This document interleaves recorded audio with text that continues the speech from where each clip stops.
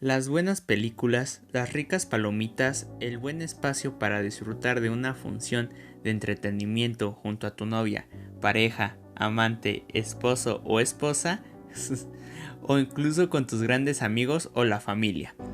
Las taquillas llenas de gente queriendo comprar boletos para apreciar de los mejores estrenos anuales y disfrutarlos a primera hora de la medianoche y salir hasta las 3 de la mañana bien feliz al saber que fuiste de los primeros en ver una película que esperabas bastante, con ansias y sin miedo a meterte a Facebook, ver miles de posts o publicaciones llenas de spoilers y críticas sobre la película.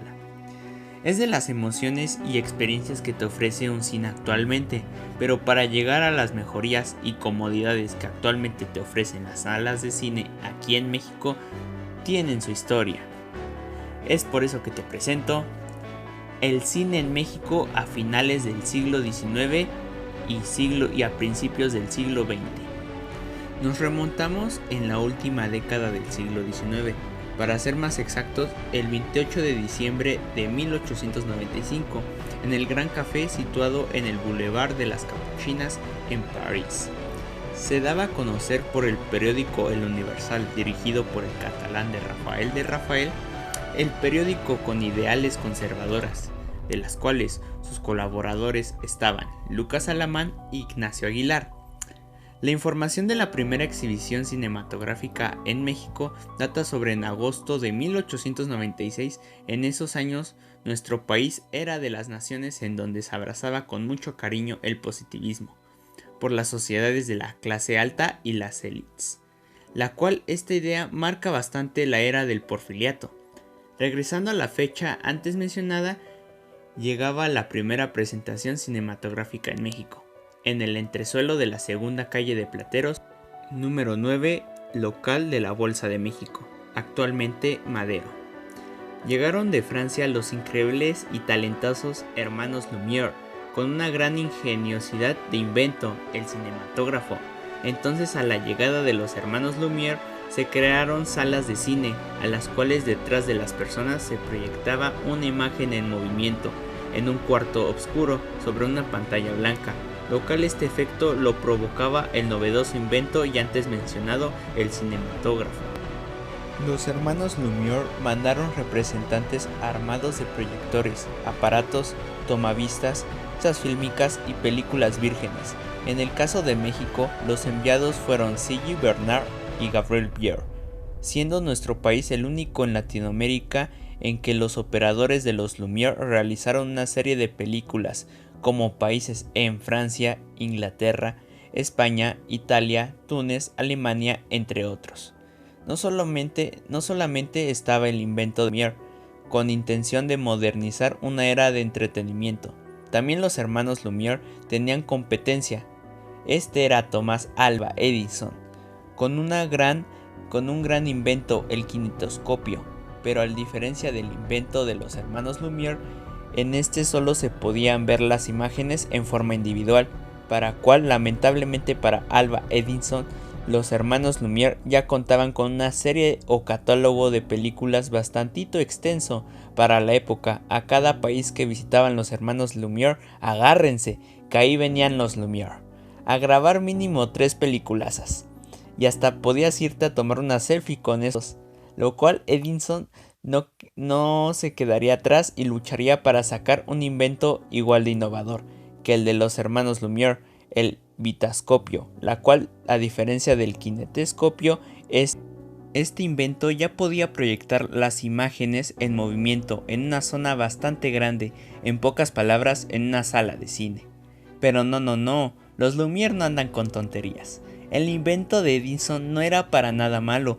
Lo único que era bastante malo es que Edison no se percató de que también necesitaría dirigir películas para su propio invento, lo cual él solo en México logró sacar solo una película mexicana, lo cual era El Asador Mexicano. Mientras tanto, estos brothers, como ya antes mencionado, ya contaban con catálogo bastante amplio de películas, la cual estos ya no contaban con el compromiso de producir cine de la época, sino ya solamente se dedicaban a vender copias de sus documentales o películas distribuir y vender su exitoso invento a comparación con Edison. Películas grabadas en México como Al presidente don Porfirio Díaz montado en su caballo en el bosque de Chapultepec, un carruaje con miembros de su gabinete o desfiles y otras actividades donde participaba. Estos hallazgos del cine en México se dieron a conocer como cine documental, ya que como tal no eran para nada parecido como el cine que estamos actualmente acostumbrados de ver, sino más bien pareciera que estuviéramos viendo una pequeña parte de un documental del siglo XIX, pero hay que entender que eran los principios del cine mexicano, por lo cual antes no existían los diálogos y ni siquiera había gente dedicada a actuar en películas de cine en aquella época. Solamente eran imágenes captadas en movimiento por muy poco tiempo y una canción de fondo que más se pudiera acoplar a la película. Entrando a principios del siglo XX, el cine en México era un lujo. La primera sala cinematográfica estaba en la avenida de San Francisco en 1900. Había jacalones que exhibían películas en barrios populares y a diferencia que en las grandes ciudades de México adineradas, lo cual costaba peso a la entrada a la sala de cine en ese entonces, en un barrio popular costaba tan solo 5 o 3 centavos la entrada. En mi opinión es muy sorprendente saber esto, ya que si nos vamos a esos años, con 10 pesos te sentías el Carlos Slim del siglo XX. Pero pues ¿qué le hacemos? En la actualidad con 10 pesos solo podemos comprar algo que nos ofrezcan en cualquier vagón del metro o unos cuantos tacos de canasta. En la primera década del siglo XX, los primeros cineastas norteamericanos se interesaron bastante en el desarrollo del cine documental en México, ya que en esos tiempos se estaban dando los primeros acontecimientos de la revolución, y como sabemos sería la última década en la cual el dictador don Porfirio Díaz gobernaría.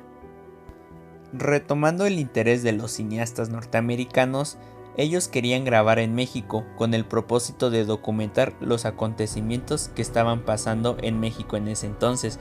No solo los cineastas norteamericanos estaban interesados en hacer esta clase de largometrajes, sino también cineastas mexicanos, pero muy pocos cineastas de nuestro país se atrevían a grabar en nuestra nación, ya que corrían rumores sobre el gran miedo y respeto que se le daba a desafiar o divulgar la dictadura de don Porfirio Díaz.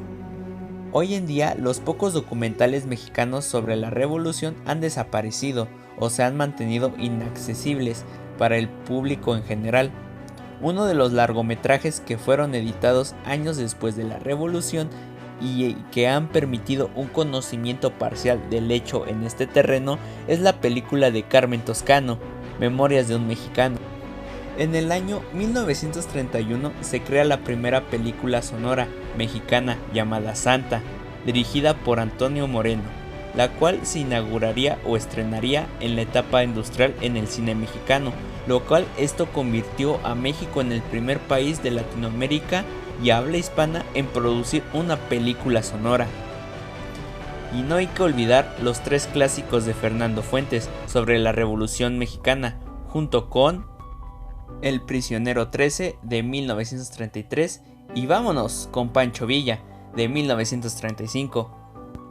El compadre Mendoza, esta película solo fue ampliamente difundida hasta los años 60, cuando se convirtió en un clásico del cine mexicano, por lo cual estas las recomiendo básicamente bastante, ya que estas películas en gran parte fueron reconocidas hasta los años 70 por varias razones, que de difusión, de censura o reconocimiento.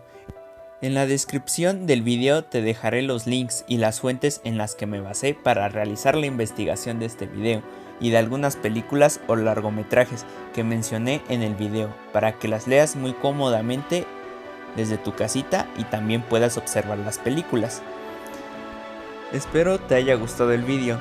Si te gustó el video no olvides suscribirte y darle un like, o si puedes compartir, en serio, me ayudaría bastante.